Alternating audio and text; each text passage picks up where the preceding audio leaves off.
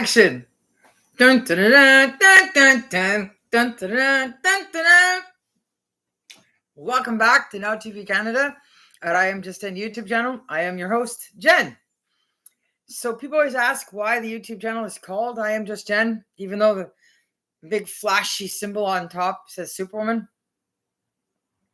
Well, because all women are superwomen in some way. At least all good women are anyway.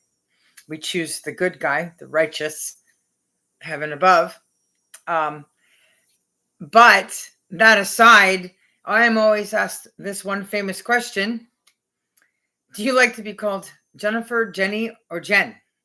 And then, of course, today's age, people spell the name Jennifer in all sorts of ways, like even Jenny. And so I get tired of saying the same answer all of the time. So I'm like, it's okay to just call me Jen. And then I decided, brilliant, the solution to my YouTube channel to just call it I Am Just Jen, to answer that question for everyone all the time, immediately, and also make it very easy for people to remember the YouTube channel. And of course, I don't have to go around doing all kinds of licensing and rights around my Now TV, which is what this is. It's what's happening now. Now in my life, now in Future Productions, now in Superwoman's life, now in my writing career, now in response to all of the episodes I make specifically to different people. And today, if you've seen the subject title, again, we are talking about Tom Welling. So let's talk about Tom Welling. This is the second video to go with the other video of the stuff I see with the little blips that come through my time feed of what they're doing with their Smallville rewatch and the Inside of You podcast and their Comic-Con tours and the Instagram updates from all the co-stars. So I said I would show you guys something right away. I share stuff with you about when Tom was talking about the seriousness of Smallville and taking his role seriously and the show seriously. And I pre-warn you, Tom, this might sting a little. I'm sorry, but it will help you in the long run. You will forgive me in the end. Sometimes you have to hear the truth in order for it to make the difference you need it to benefit. You know the song, "Don't break my heart, my achy breaky heart. I just don't think you understand that if you break my heart, my achy breaky heart, I might just grow up to be a man." Well, this might be the perfect time for that song to be something for you to, listen to and reflect upon. But Jessie Rose Lee had already done things and was available to be seen by the whole world on her Instagram account before he ever started dating her publicly, during a period where he knew about her because they went to the same riding stables where they would ride horses. But she was really, really young and not into Smallville or Superman or superhero stuff at all. Knew nothing about his career, followed nothing in regards to his history of stuff. Like, she would have never seen The Fog.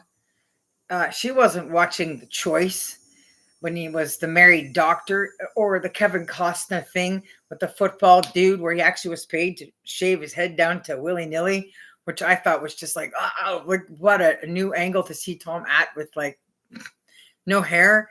He reminded me of my stepbrother, Renee, kind of weird. Not saying that in a good way. So what else? The JFK thing, like, she wasn't there throughout any of that. She's just that girl on the other side of the barriers, all of those freaky girls at those events, if she had been at any of them. And this would have been that one time where, this guy's got an eye for somebody and says, okay, she's allowed to cross the barrier, right? And when your clock is ticking and you're running out of time and you're rich and famous and you don't have proper bodyguards or security in place or anybody knocking common sense into your head, you sort of get desperate, run out of options, and you become a little narrow-minded and stuck on the view of the one thing you can do. But he needed to slow down, back up, take some breaths, and really look through her history on her Instagram and get to know more about her friends and the people she socialized with and the kinds of things they believed in, and actually taught her and shared with her and developed her mind into to the point where one person actually took their family, went and moved to that part of the world, thinking it was a good idea to raise their child around it and be influenced by it. Um, and I went, what? And I just had a bird. Like, I've never stepped foot on the grounds of those kinds of areas because I am an advocate for Christianity.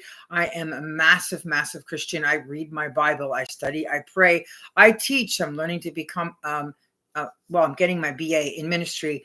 I go to church.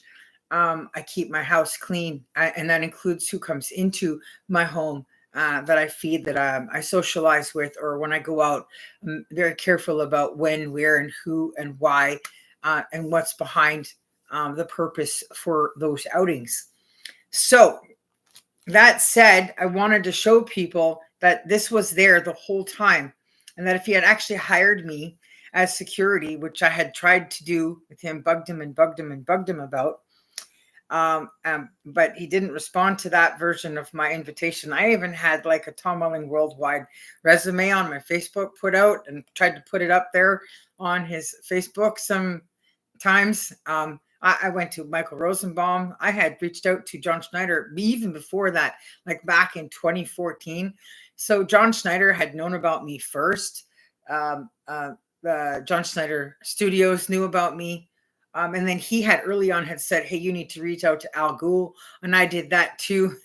And everybody was just non-responsive. There's just something broken, dysfunctional about my existence in the grand picture of things. And it's not that they were saying it was bad, just that it was different and they didn't know how to process or take in who I was, in the sense that if I'm already there in this industry writing and doing this stuff and having this magnitude of intelligence and knowledge and wherewithal, that means I know stuff and can do stuff and say stuff about all of them in ways they have no control over or capacity to understand about what I understand, because they don't know anything to say anything otherwise about me.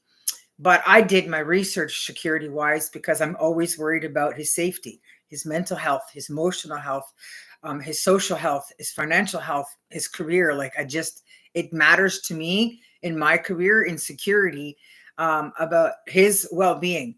And this goes all the way back to my dreams in my young 20s, when I was married in a very bad relationship and a new mom of my first child, when I had seen him for the first time as Charlie Baker in Cheaper by the Dozen.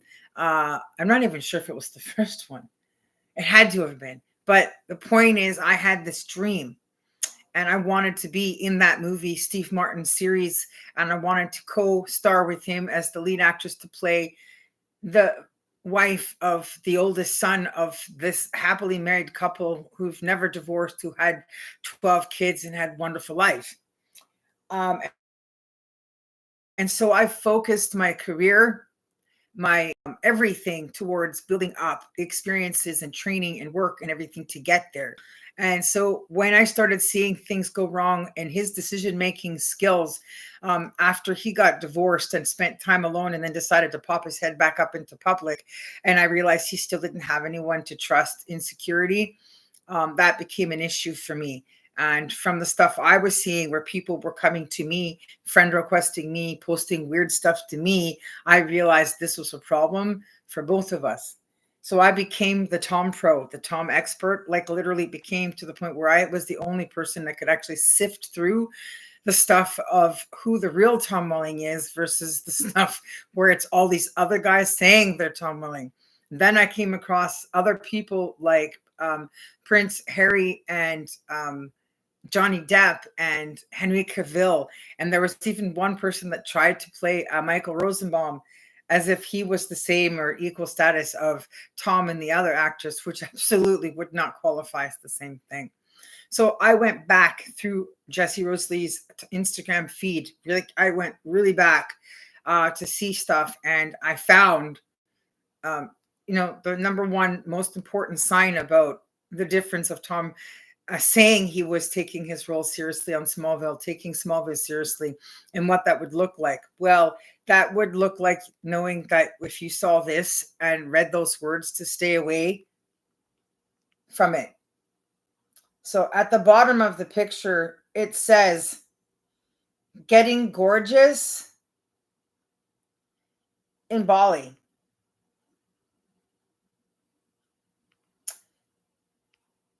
And the other picture would have already identified who her natural boyfriend, aka future husband, should have been, because he was already in her life and already testifying that he was willing to submit to this for her by putting on a bigger set of horns and mask, um, for her, with her in that state of celebration mentally that they were in. So this would not be God. This would not be Clark Kent. This would not be Kal-El from Krypton. This would not be Superman or a superhero thing. To actually go to Bali as a single white woman with your friends who believe that it's okay to socialize and interact and practice and be around this sort of stuff is dangerous and creepy. Like, bad things happen to women that go over to those places all the time. So many will drink alcohol that's bootlegged and they will get poisoned and die, don't come home alive. Some will come back and sick for the rest of their lives, been destroyed. Not good places to go on vacation. Don't drink alcohol at all if you do. Um, and to put that on your head and then write the post, getting gorgeous in Bali. Well, obviously, there's something wrong in the emotional and mental development of a person who would think that that's funny, right? Satan worship and Halloween costumes of this kind, well, that's just not a righteousness that is reflective of God, that doesn't come from Christianity, right? That true God would have not now or ever invented the Halloween events or experience, and he would never have said, okay, go against me and everything I stand for and who I am in the presence of the light through my son, Jesus Christ, and do that and I'll forgive you. It's okay. And so I realized Tom did not and is not taking the role of Superman and Clark Kent on Smallville seriously. So I learned, of this because of how I was thinking and feeling about the whole thing for all the years that I've been in security and collecting stuff to protect him from the fake Toms and the other, what do you call it, obsessed female fans. And there's a big difference between somebody doing their job professionally versus obsessed female fans that are dangerous and thinking, oh, he's my next boyfriend or my husband, or I love him and hoo ha. And that has been the case for a few of these girls between Henry Cavill and Tom for both playing Superman. And it just snaps like that in a second for these obsessed fans. They'll go from loving you, thinking you're the person of their dreams and they're going to be with you, to suddenly realizing they're not going to get to have you or be with you. And then they kind of go crazy because they've told everybody in their lives it's going to happen. And then they realize they can't make it happen. And that's when tragic things happen. And that's what happened with Christina Grimmie, who was on The Voice, who was doing lots of cover songs and singing and playing piano, where she opened her arms to greet somebody that was there that she thought was just a loving fan. This would have been in Florida. And he literally pulled out a gun, killed her, and then killed himself because he couldn't make the dream real. It couldn't make it happen. That everything he said to everyone he knew was at a standstill, hit the wall. She had no idea who he was, clearly clueless of who the guy even was at all in her world. And it's pretty bad when a person opens their arms up to that kind of devastating end. And so I was watching Tom sort of start doing that, and it's not okay. And so all the traveling around you do, and all the places you go and events you attend, and all the talking you do doesn't fix it. It doesn't undo it, doesn't take it out. Um, that this stuff was there all through the years that they were together. And if you can see the eyes of the little boy when he was born, oh, I can't even get my finger to point that way. They're dark, right? So when you have a child out of wedlock with somebody that practices playing with fire, it's like Ouija board kind of bad stuff, you end up with something called the demigod. It's neither angel or human, it's somewhere in between. And that is how it changes the future, the descendants of a person's line. When a God can't do much with people where the light is not within them, then they have to find their way to Jesus. They have to be redeemed, reborn, baptized, and so on in order to gain light and have that second chance at life. And so if you had just stopped at one child, not got married because you had seen all the evidence of these other things to go with that stuff and recognized the signs and whistles and knew it was wrong and bad, then you would be okay. Could you just go on with your life? Like Henry Cavill hasn't, from what I know, he hasn't married Natalie, but they now have a child together. So there's still time, right, for him to reflect on her soul, to decide, is she truly a good person inside of her? Does she have light? Not just is she going to be an okay mother, but will she be an exceptional mother? Will she raise this child to learn about the Lord, go to Sunday school, cook good food, learn how to knit or crochet? Does she know how to do any of this already? Or is she just going to continue to wear dresses that look good, do hair and makeup, and drive Bentleys, right? Like there's a big difference between quality. And that is one of the problems with divorce rates in our world today. And in this industry, agents and publicists and other people make it very difficult for people to have relationships of any kind that are personal or intimate, because they have all this control by the rules they have, because they want to make money off the rich and famous. Now I'm sitting here with the Smallville reunion movie, and this is that first autographed copy I did, which I still have here in my apartment in Quebec. That's been ready since July 1st, 2020, 2:30 a.m. 200 pages for this copy, written by myself. That has not been produced. We should be in post-production of this movie. And I should have gone on to be able to proofread and edit the other one. This should have been published and read by people. Now, the point I'm trying to make is that Hollywood doesn't have the right to make money off of Canada and Canadians like it's just their right to walk all over us. We have extreme talent and extreme intelligent people in this country, and it's not our job, it's not our obligation to provide for them and for their way of life and their upper class world. So what I'm trying to tell people is they need to learn to slow down on their spending with Comic-Cons and stuff. Start to boycott. Don't keep giving money to the Americans that come here and take money from you as Canadians in regards to their working in characters that were made here, that were created here, in shows and movies that were shot here, right? That's our money. That's our power. That's our privilege. That's our place. Those are our rights. And so what people are witnessing with me making these episodes as my YouTube channel keeps growing is that they're seeing the proof of the truth of what the difference is between honesty and lies, for the sake of publicity, for the sake of fast cash, making money, keeping yourself in a certain place in the public. And I wanted to lead that to another picture where it shows that I was having trouble May 4th, 2019 with my Superwoman van in Toronto, which was the year I went and met Tom Welling at the Comic-Con in Toronto that's coming up right now in August, in like a few days, where he is agreed to be again.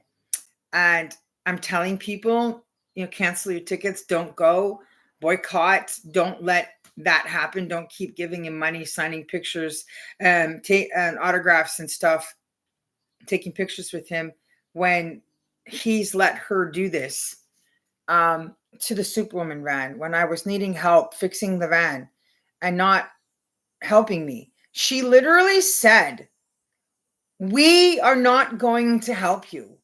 We don't want to help you. We don't want to do anything for you."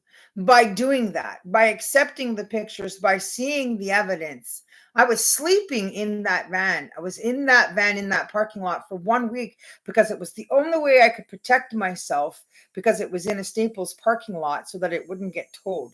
I am so lucky that there was good staff in that location, and I was pretty popular in the city and in that neighborhood because I was there taking peer support specialist training. Now, there were messages that were sent, and there was more than just that post in her inbox at that time, which had not blocked me yet. I don't know which account this was or how many times it had been since he had started dating her in 2016 when she did finally block this account. But her account said Jessica Rose Lee at that time. They were not married. She was not his wife. And so my Tom Welling, my Clark Kent, my Smallville guy takes this stuff seriously, would never do that, would never turn his back on the Superwoman van or the creator of the character of Superwoman or the writer of the Smallville movie or anything else. If someone like me was struggling from the ground up as a starving artist, he would not have forgotten the roots of where he grew up from at the ground level, where his dad worked hard for GM, take care of his family, move them around in the country to different places. Now, he had to work in construction as a young adult because he wasn't rich and famous, and he had to get a break by an agent that gave him a business card that said, call me and I can help you. And I didn't get that break. I didn't get that lucky option. And the whole point is, I'm not going to sell my rights to my work in this industry when I'm at a point in life and leverage experience, knowledge, and talent where I don't need to. I just know that I can be here telling the truth to all of you about knowing that um, at some point where people are running out of work, running out of the answers, running out of the right quality of stuff that the audiences want to go see, willing to spend money, and willing to pay for their Netflix and other stuff to watch because it's good, we'll get to a point where it will all lead to me, and there's nowhere else to turn but to Future Productions and to me as a writer, because I'm the one that's got the work. I am definitely, without a doubt, the best writer Canada has had, if not North America itself, the industry, in the last decade, based on the work that I have completed. Smallville reunion movie was not my first movie. Far from it. It was like the fifth and sixth script. The first movie I finished was You've Got Mail Too, which I called Another Story with Joe Fox and Kathleen Kelly for Tom Hanks and Meg Ryan back in 2013. And you know what they say, right?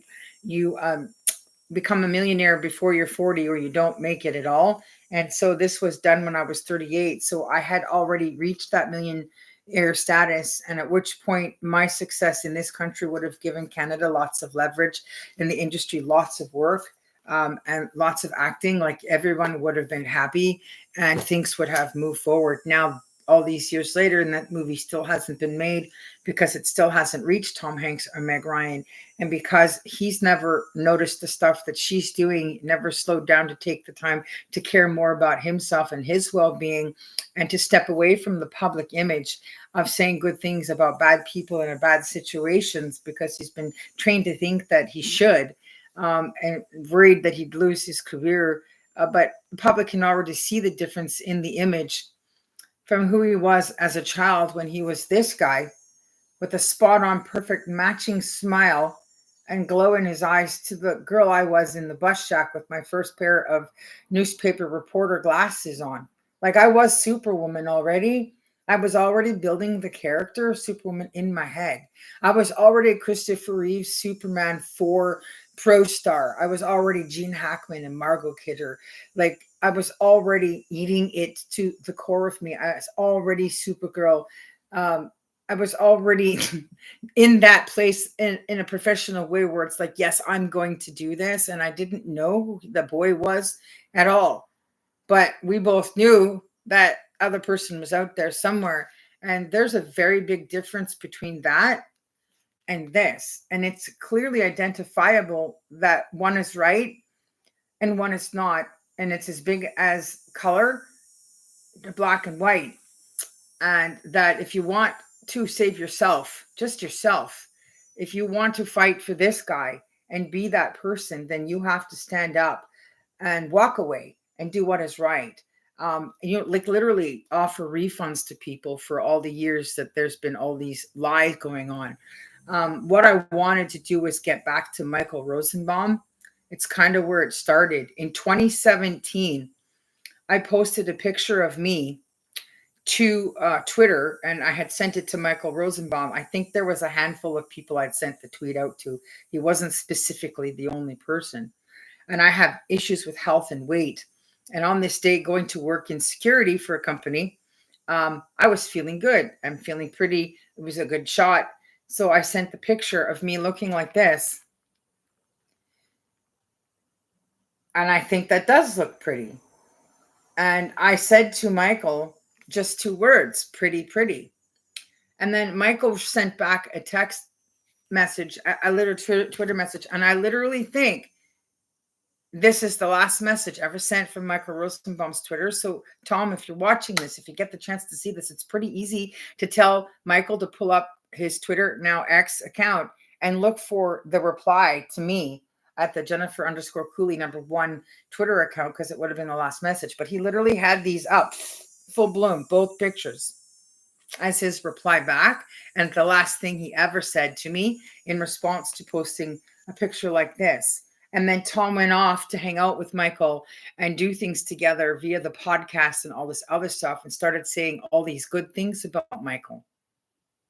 Michael's this and Michael's that. Oh yeah, we're good friends. Blah, blah, blah. You just kind of get used to Michael. You got to know what Michael's like and how to get around him and stuff. And so this leads back to the first episode of why Tom was very cautious, went to work, did his job, didn't socialize, and then went home, because Michael is a creep. Bad person. Is not easy to be around, very difficult and uncomfortable. He says all kinds of awkward things at the worst times possible to boost himself, to make himself feel good. And then he goes on talking. So then nobody can do anything to stop it because of the rate of his talking. It just gets out of control. So all a person can do is just, be silent while he goes on about it. But it needed to be stopped and should have been a long time ago. And so Tom really needs to think about what it is his priorities are, and what it is he wants, and what he's doing. And us as fans and as followers, we need to start letting Tom know by writing messages to him, posting stuff to him, to get him to understand that we are seeing the changes in him and what's happened in his health, in his looks, um, in his well-being. When he first went for the photo booth celebration, when he got the part, when he accepted the part after turning it down again and again and again, that was him. That was Tom Welling. That was Charlie Baker. That was Rob Metzler. That was the guy in the fog, right? And that where people my age would go all the way back to that. And the point of the person he was looking to be in that room, photographing and celebrating careers together with, would have been somebody like Alyssa Milano marrying her agent and having a happily ever after, and they together 16 years later, because they know and understand the industry and each other. And so he didn't have an agent or somebody he could trust, or security guard in the industry where you could grow and have momentum together. But there's lots of evidence in the pictures and the years of experiences where he was doing really well and did a lot of things right, and then started to lose momentum and focus and ability to make the right decisions, and started making mistakes, which has now got him trapped. Now we're stuck in a situation where he can't play Clark in the actual movies as a person, because he's in a situation that is surrounded in darkness, no light. And you can't have it both ways. You can't serve God and mammon at the same time. A God and the other guy are not the same person, and it doesn't work both ways. Um, if you serve God, then you have to act like somebody that does and believes in him, and do what is right for the guy you work for your boss. The Superwoman costume is not a Halloween costume. And it's an important symbol and has an important message. And there's an important responsibility there. When you wear that, you're taking on a position of leadership. You're promising to do something right by the care and responsibility of that, which Henry Cavill had said that he wanted to do and was willing to do, and is trying his best to uphold to doing, and therefore is not married yet, right? Because he doesn't want to make mistakes like that. And this would be also a reason why Henry isn't going to socialize or be around Tom in any way, because Tom doesn't want to deal with the fact that that stuff is there for him to see and recount the dishonesty. I don't know how many accounts through the years she ended up blocking by the time we met in 2019. And then after we met, he knew who I was. He knew who I was in 2016 when they started dating. This was our picture we had together. And somehow his head wasn't working. The t-shirt didn't say Superman. It said Superwoman. And I put down a copy. I put down a copy of the cover of this movie. Just one page in black and white for him. Not even 30 inches from his face. to get it into his head that the Smallville reunion movie is there and it's ready and it's waiting.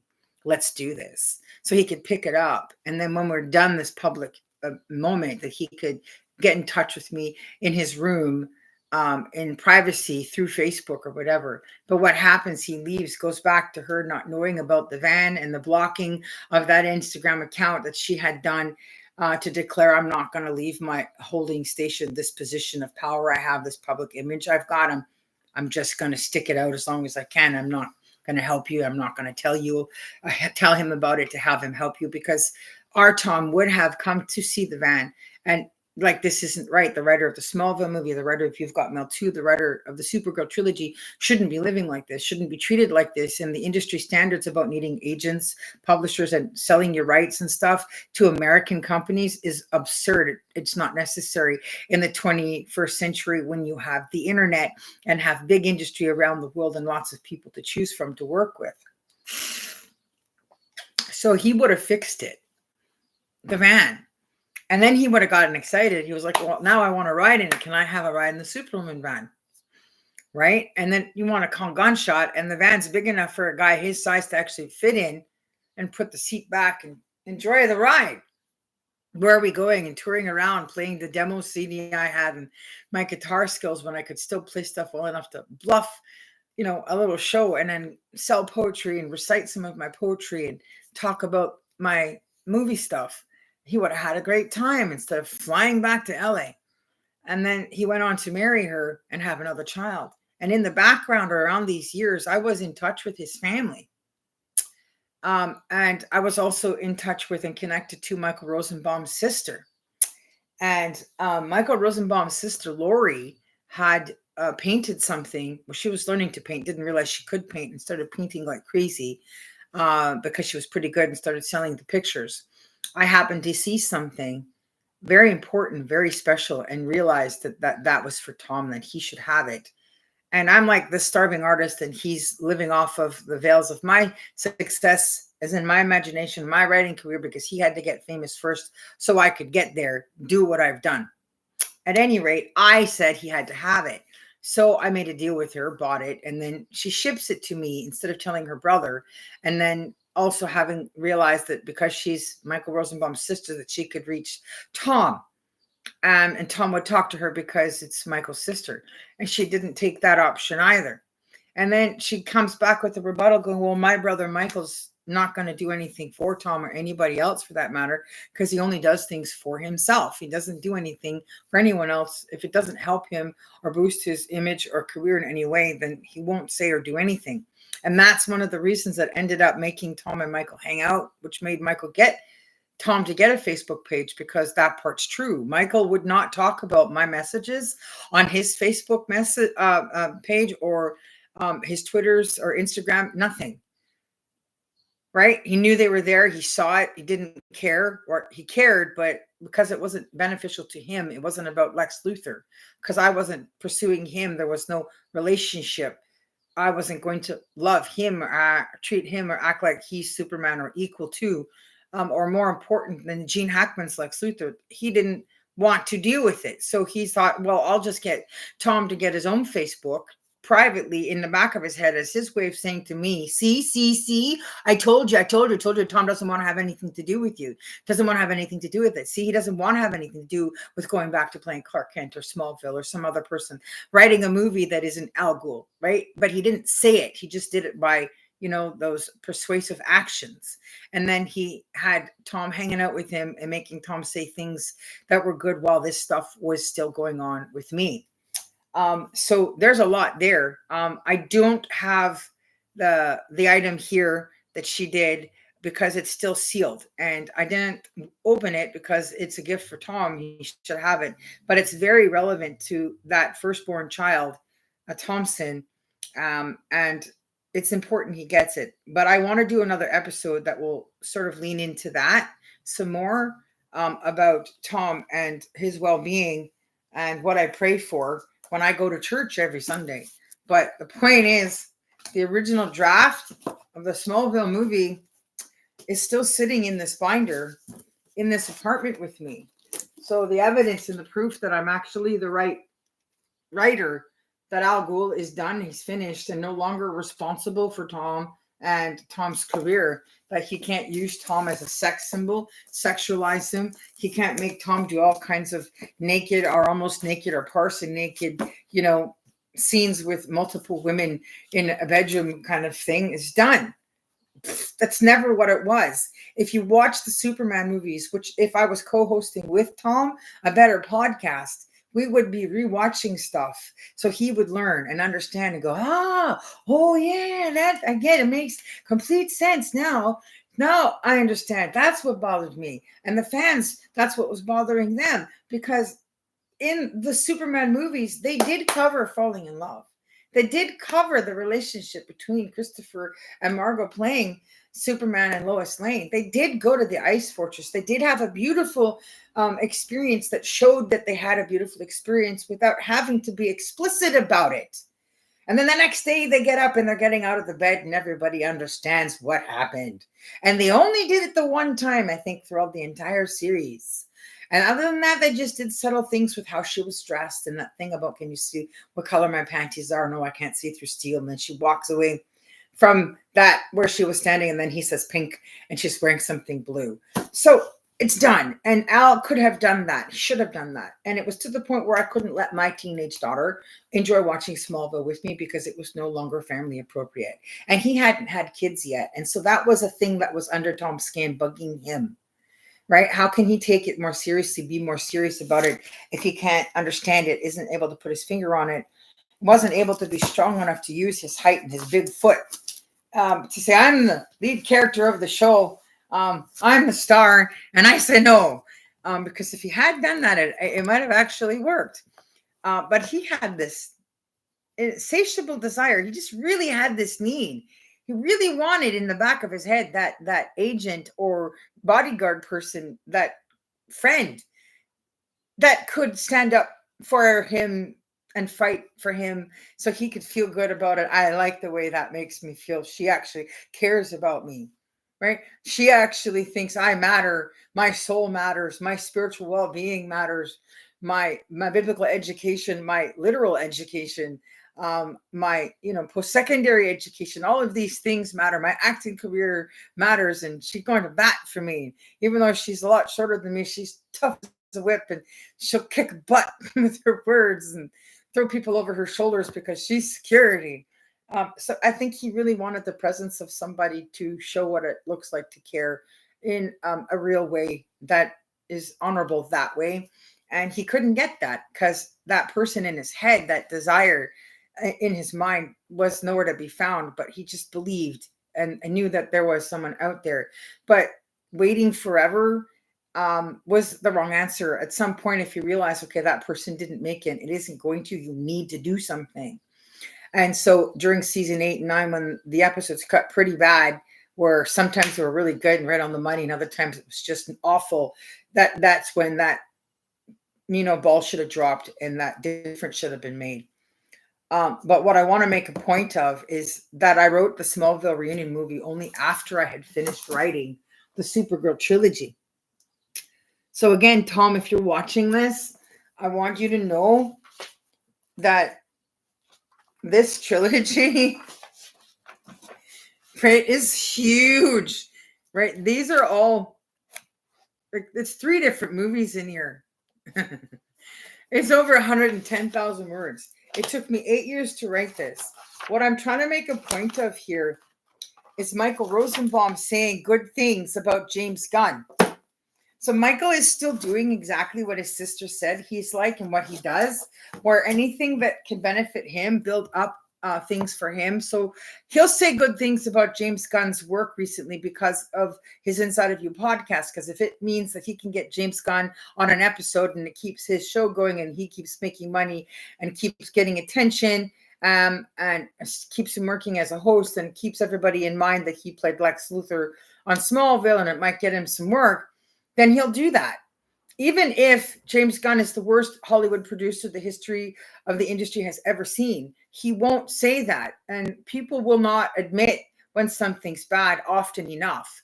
And I've been around long enough to watch James Gunn make movies, try to make movies, learn how to make movies, and have that false sense of ego in him because people have been kind and nice, polite, and have allowed him room to breathe and learn and make mistakes and not say nothing and keep letting him make a living and keep giving him money so he can keep taking our money by producing things that half the time when we go to the theater, we're all wincing on whether or not to go see it. Is it going to be worth it this time? Because he hasn't made a lot of good things that would be good enough to see.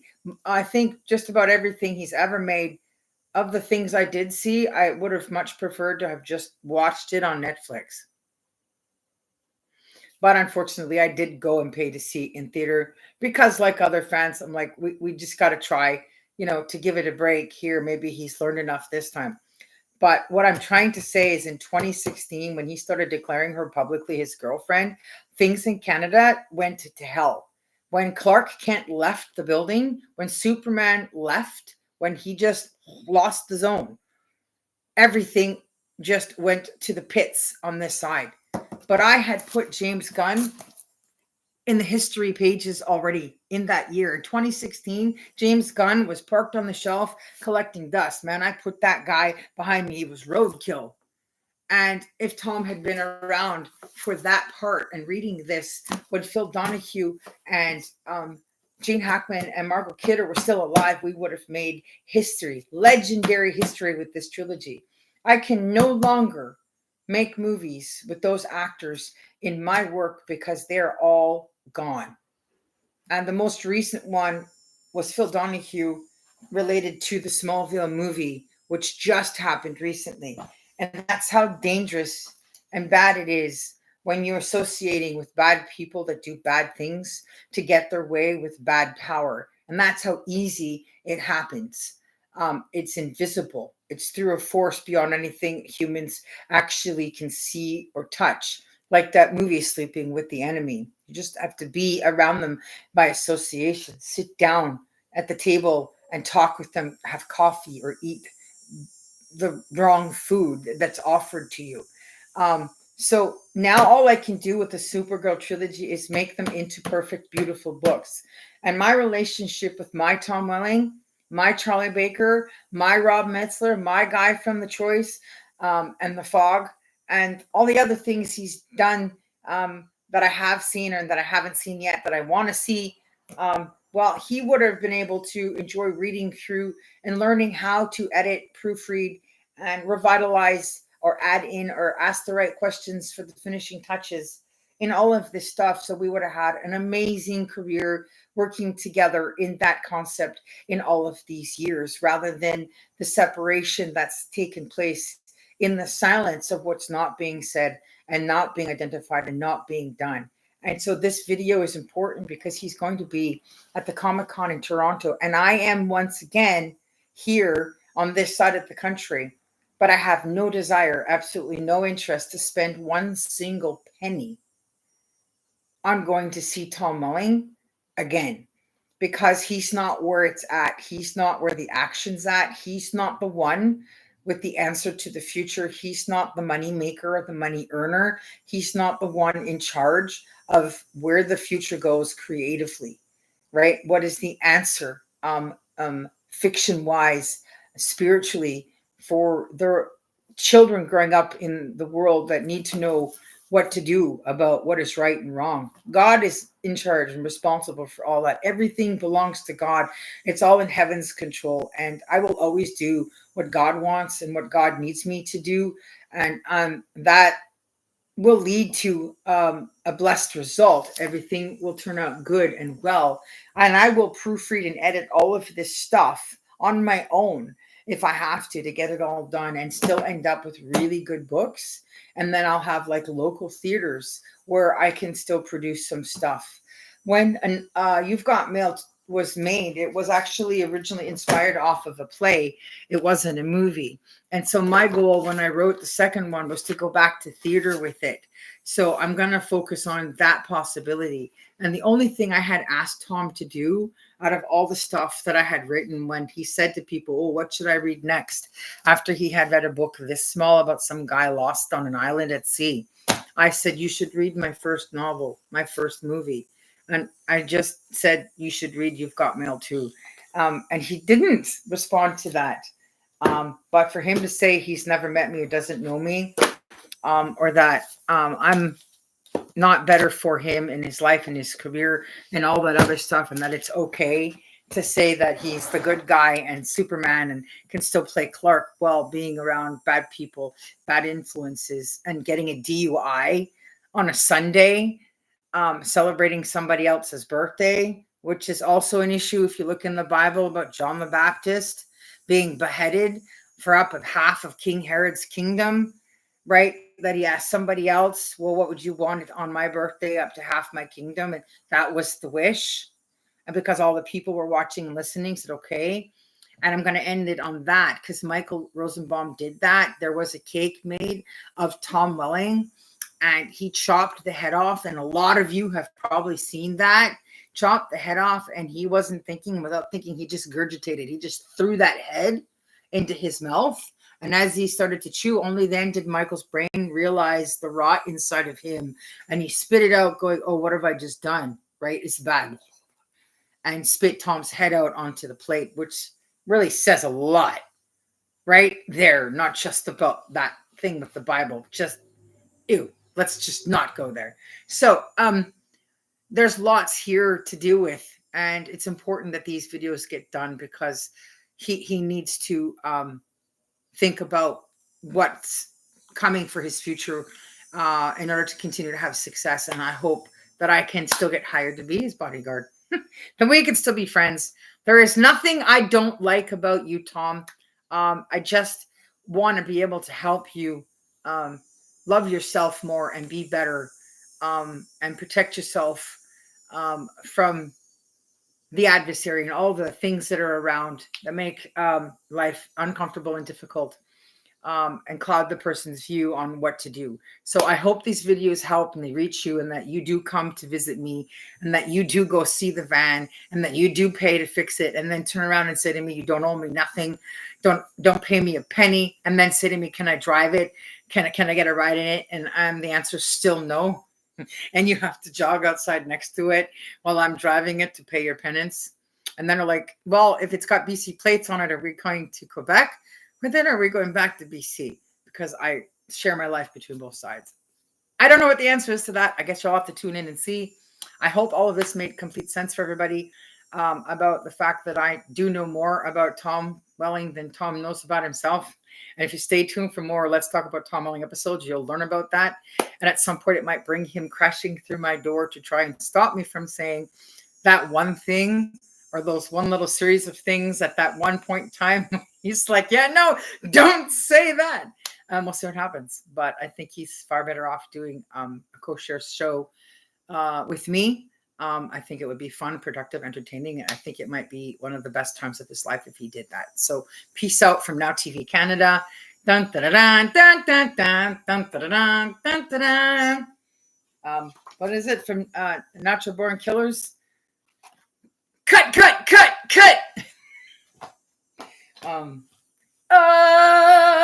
Okay, bye guys. Thanks for watching.